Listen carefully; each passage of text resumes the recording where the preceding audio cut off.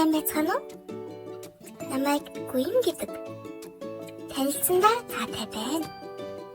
Чи монгол хэлээр зөөр үгс сурмаар байна уу? Тэгвэл би чамд туслая. Өнөөдрийн үг бол сайныг дагвал сарны гэрэл, мууг дагвал могойн хорлол. Энэ зөөр үгийг тайлбарлаж өгье. Сайныг дагвал сарны гэрэл. Сайн найзууд таны амьдралыг гэрэлгээтэй болгодог. Мууг дагвал могойн хорлол. Таны гаргасан буруу сонголтууд таныг асуудалд оруулдаг. Давтаад хэлээрэй.